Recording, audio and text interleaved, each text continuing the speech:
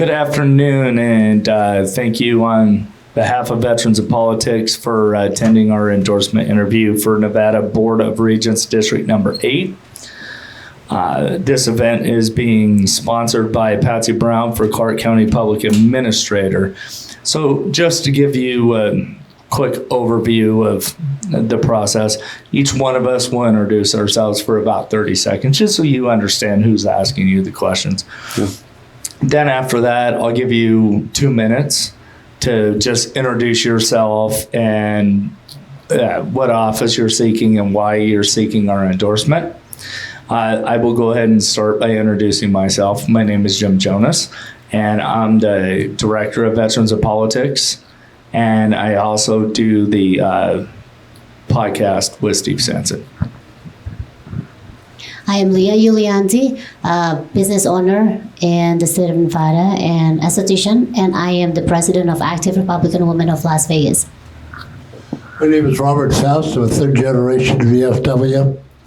I fought in Vietnam. My father fought in World War II. My grandfather fought in World War I. When I came back from Vietnam, I did some motion pictures, a little bit of radio, some television. Played professional baseball for about 10 years, and I'm also recently the author of 2 books. Roger? Yeah. Okay, Aaron, if you want to go ahead and just introduce yourself and what office you're seeking and why you want our endorsement.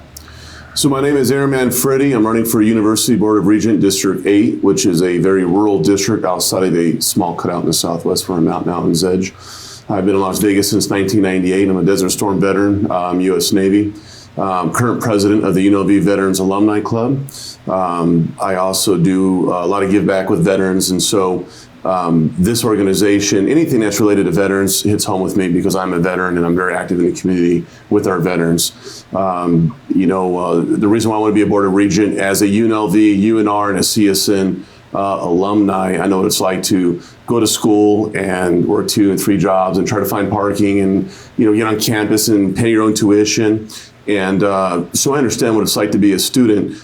Being on these committees and being on executive boards, I was also on Project Focus, which is through the Department of Education, so I have that experience.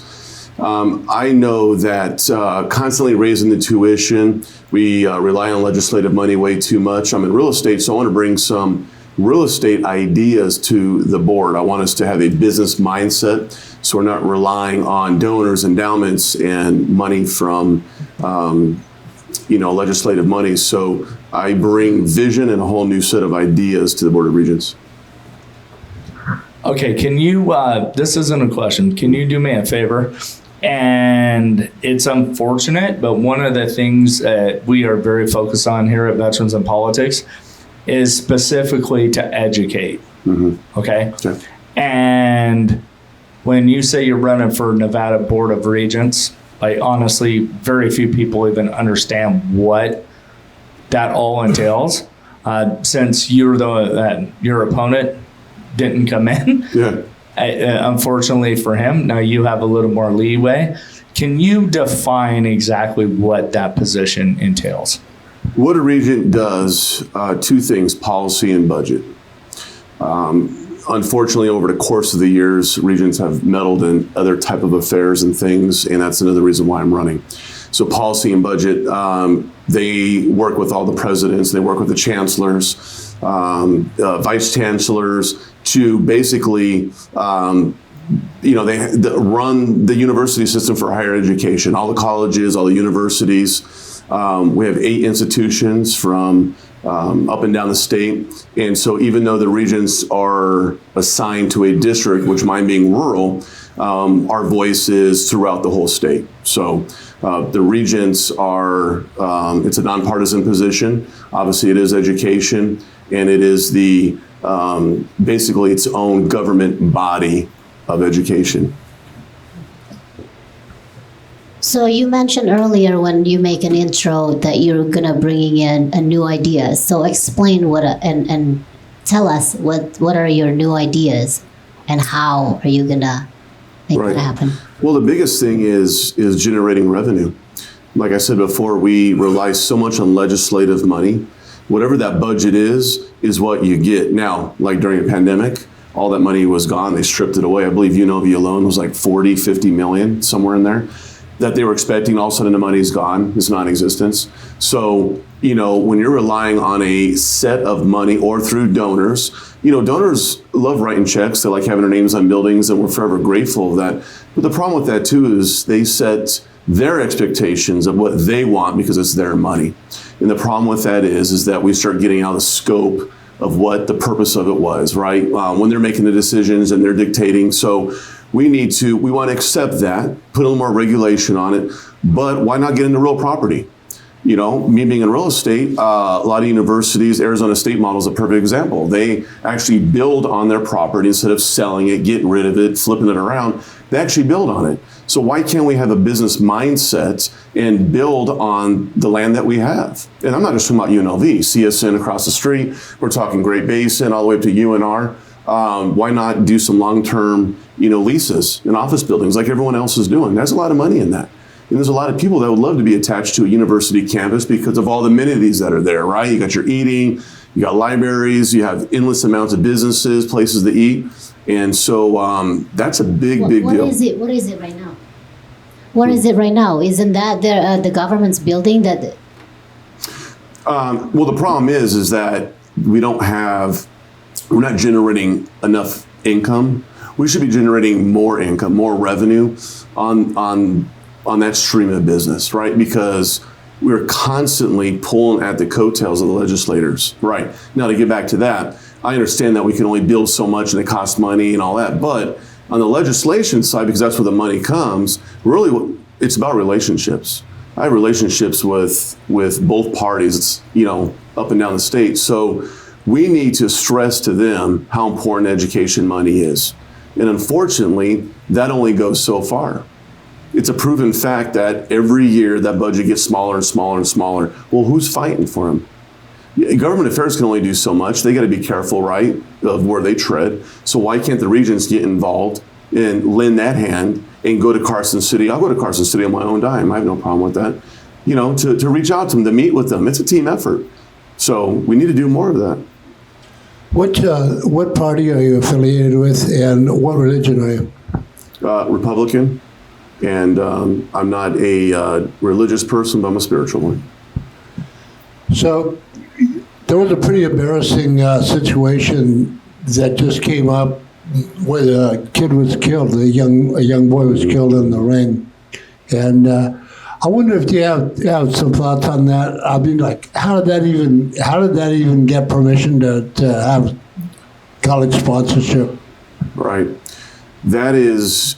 Unfortunately, with every bad situation, things change, right? We know that with a lot of circumstances that happen. So, when things are the way they are for so long and nothing happens, you just keep stamping it, keep signing off on it, right? Because it's just what everyone just keeps doing. There's no problems with it, right? There's no regulation on it. There's no policy. Nobody's ever gotten hurt before. What that boxing match and all the little charity stuff they do, the fraternities and sororities, has been going on for years. So something needed to happen, unfortunately, for it to be looked at and a lot of that stuff to be stopped. The purpose of that is to raise money, not for people to get hurt. So to answer your question is, obviously it's a very loosey-goosey and it needs to be tightened up. What, speaking about education, a lot of money is poured into the sports educations over there. We don't get much out of them. Do you have a testament put into that? I'm sorry, the question again. What do you think about the sports programs over at UNLV? They don't generate any revenue. They take money. They don't generate revenue. Being an athlete and a former coach in this town and a season ticket holder for UNLV football, we absolutely need the sports. The football games, I know the stadium isn't packed like the Raiders, but there's a decent amount of people in there. Obviously, as we get more wins, we do have a great coach in there, so we have to give him an opportunity for it. Our baseball team, I don't know if you know, but the women's basketball team won the Mountain West tournament for the first time ever by a local coach. And They went to the tournament. Our basketball season with Kevin Kruger is somebody who more than likely will stick around and make this his home. So that's churning around. We just got to be patient with the sports, you know. I say we keep our sports. It's something that the students need, they look forward to. We look forward to as fans, and I say we add more. Okay, so my question is, what's your plan as far as how to allocate money? As far as, because Board of Regents, you guys also oversee community colleges. Yeah. And there is a moving trend right now, and I believe it's a good one, that not everybody is fit to go to a four-year school. Mm-hmm. So how would you make sure that the community colleges get funded correctly, just like the four-year schools, like the UNLVs, the UNRs, the community of Southern Nevada?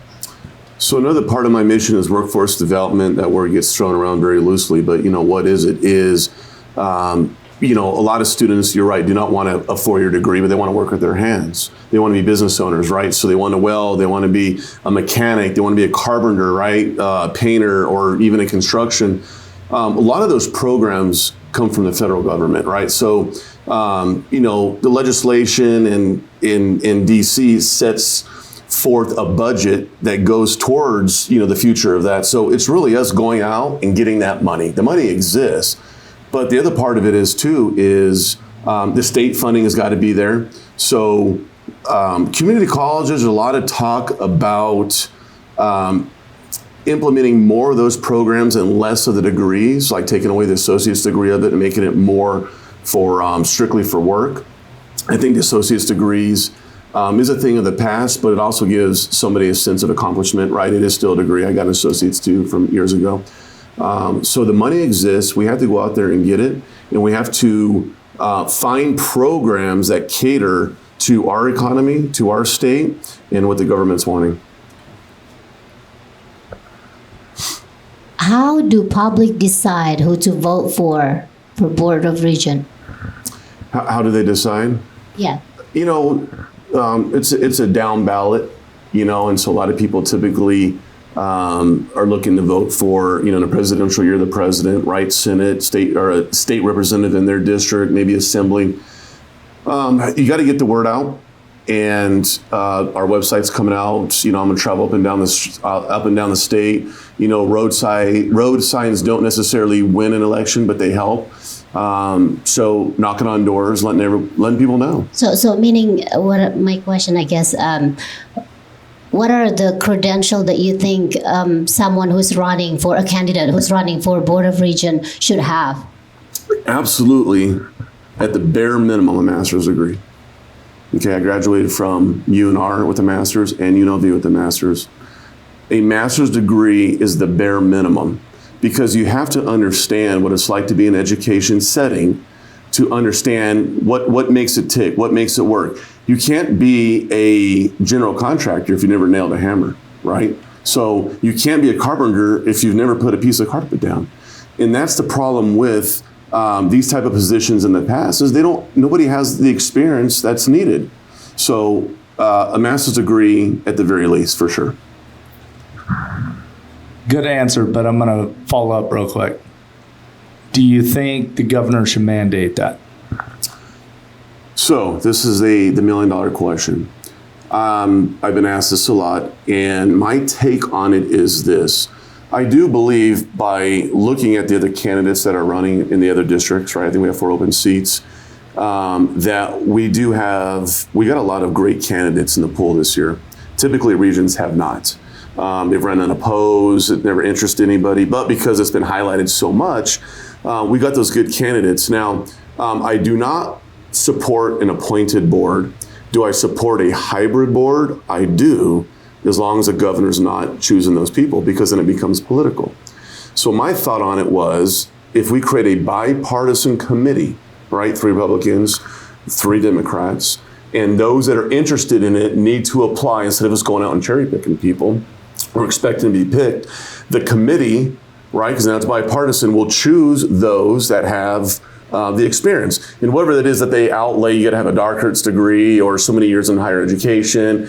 All that needs to be introduced by the committee. So I do support a hybrid in reference to that. Where are you at on student loans? You know, you talk about the financial of a university and the makeup of it, but you know, those student loans, that's money that is loaned to those people that I don't think they take a serious interest in that.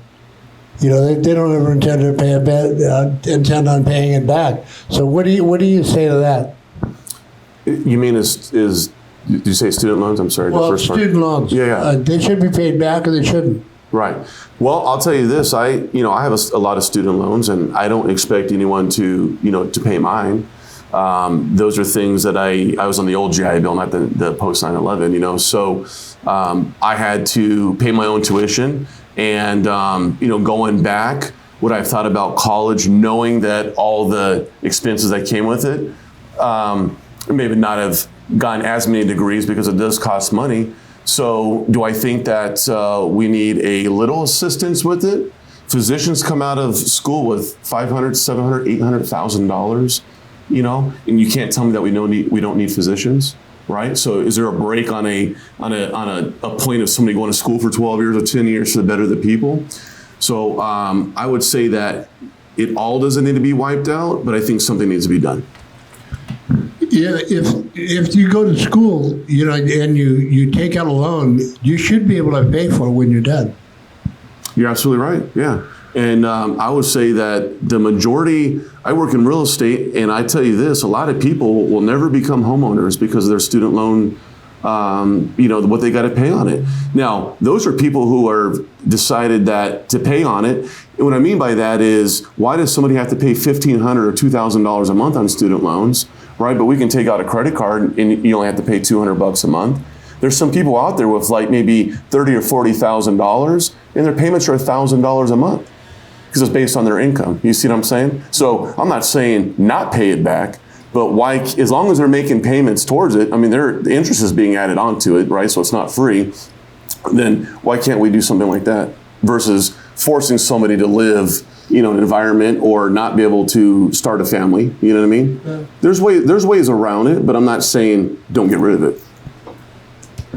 Okay, my next question is university presidents' salaries.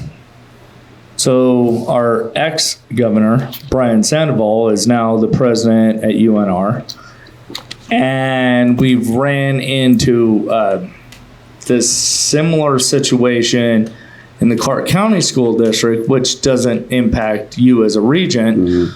But as a regent, what would you do to try to protect from these ridiculous president salaries? So for instance, Sandoval signs a 3-year contract. Even if he's fired, he still gets paid. Right.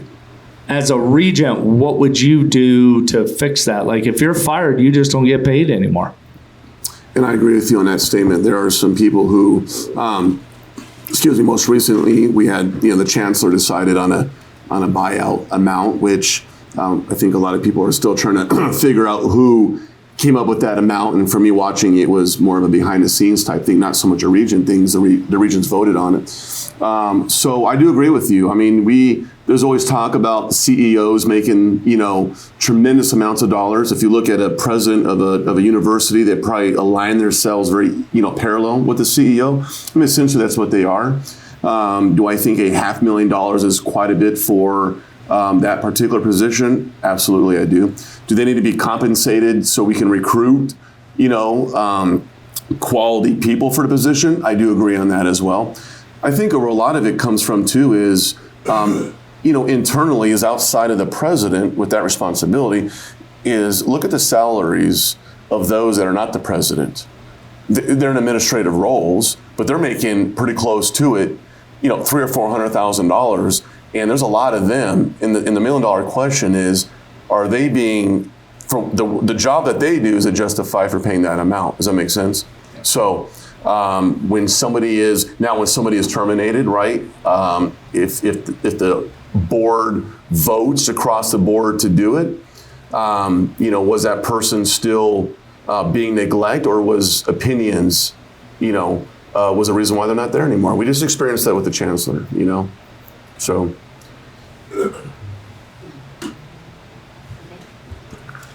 Do you have any plan to help or for the cosmetology or esthetician schooling? My sister runs a salon in Albuquerque, and she was 17 years old when she went to hair school, so it hits home with me, and my hairstylist is a real good friend of mine. So absolutely. My girlfriend's daughter who lives with us is getting ready to go to the school as well, right, for cosmetology. So considering the demand is getting bigger and bigger in beauty industry, right? And we all gotta look good and look young. Yes, it's important. The hours, I believe it's 1,800 hours or 1,500, 1,800 somewhere. So for it's about between 1,200 to 1,800 for cosmetology. Esthetician, they just lower the hours from 900 to 600 for the state of Nevada. Okay. You think that's a good thing? I mean, you're in the business. I don't think so. No. You think it should be lower? No, I think it should be higher. I think they should keep it to 900, I think. Right. If they wanted to lower it, it would be maybe 800. Mm-hmm. And if they don't want to do that and they want to stick with 600, I think they should really focus on all of this postgraduate to really take extra classes or advanced training courses. Because this is this is still included in public education, right? Is it, can you get a cosmetology license through the community college? I don't think so. This is separate. Right? So to answer your question is, Euphoria and all these schools that charge large amounts of money, right? It's a business model. I get it. I know a lot of people think about a hairstylist when they get out of the business, or an esthetician. $20,000, $25,000 for these schools is a lot of money, right? So maybe we can start this program at the community college. It's a career, right? It's a trade. Save them. What if we can do it for half the money, and actually get maybe even if it's associates in hair or cosmetology or whatever it may be, or maybe there's a business side to that to say learn how to run a business. I'd be all for that. I mean, again, that's income that we're not generating, right? How many people are in a typical school to be in cosmetology, right? At any given time, hundreds and hundreds, right? So my next question to you then is, if you get elected, what is your position on tenure? Because I've heard it said both ways. Well, I'll just give my personal view. Yes, we want to make sure we retain good professors, but I'll give you an example of years ago. Then Congresswoman Dina Titus, she had tenure, and she was teaching 3 classes a year and making $147,000. So what's your take on tenure? And if elected, would you put any requirements on tenure? Tenure is, 1940 is when the act came about. And, it originally started with freedom of instruction, right? Is that there was a lot of opinions that needed to be made as long as you were supporting. Is kind of where that initiated. Along the way, and I talked to friends who are professors all across the nation, so we talk about this all the time and go back and forth. Do I support it? Yes. Do I think changes need to be made? Absolutely. To back that up is that what a lot of people don't understand is that, in a university environment, they're there to teach classes and do research. A lot of the times they're hired to do research. Teaching classes is also part of the job, right? Some students think that when they go to class, the professor's supposed to be this source of entertainment, but that's not really why they're hired. The community college is less research and more classes taught to get better instruction.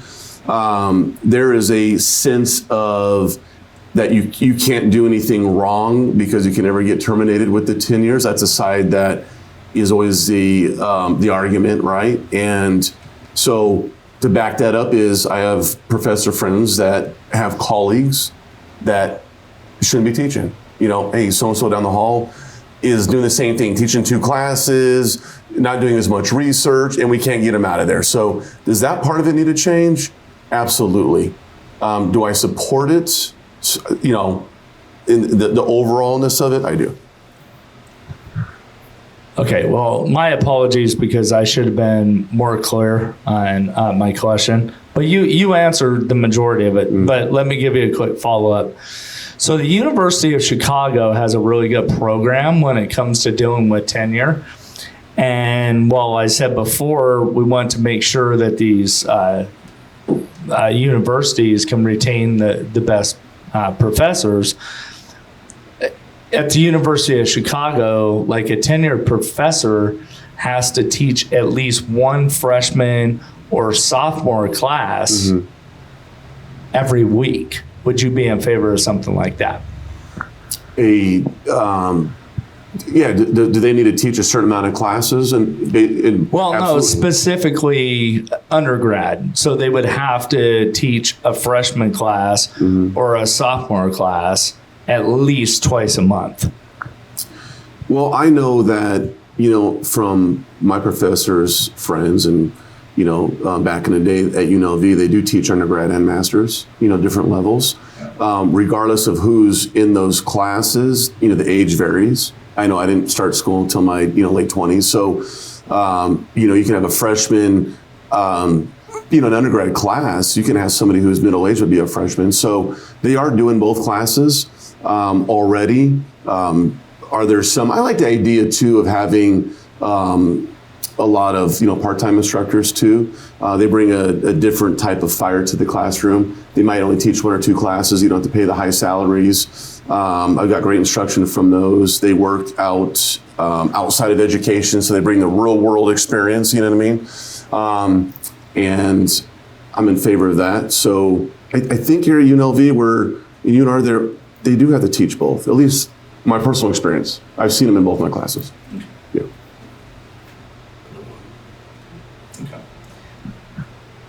Okay, you're not off the hook yet. I'm just joking. Thank you very much for your patience. I know education is a big thing with me, and I just want to make sure that that I ask a lot of in-depth questions because most people, I just really want people to understand that the Board of Regents is an important job. And a lot of people don't know what it is. Right. So now on that, here's my final question for you. What is your feeling on campus carry? I support it. Yeah, I absolutely support it. As we know, what people fail to realize is that, students are current law enforcement, former law enforcement, people who have been gun owners ever since day one. Now, am I a fan of everyone, hip carrying it around the campus? Do some rules and got to be established? I do agree. Do we make it to where it's only professors or certain staff? That's a possibility. But at the same time, with all the unfortunate shootings that happen on campus, if we think that the university police is going to get there, or the local police, in a quick enough response time, which is on a university campus, not so much, to feel protected by those that are, trained and certified, why not?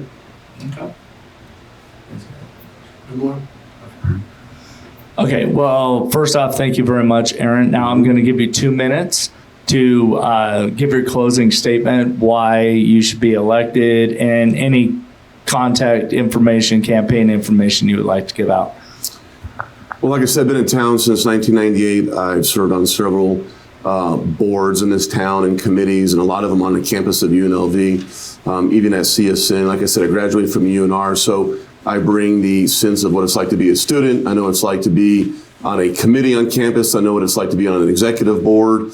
I serve my country, and like I said, really what I bring is a new vision to the Regents. We got to hold each other accountable. I don't think that's happened so much in the past, and I really like the direction the Regents are going, and we need to continue making those changes, and I want to be a part of it.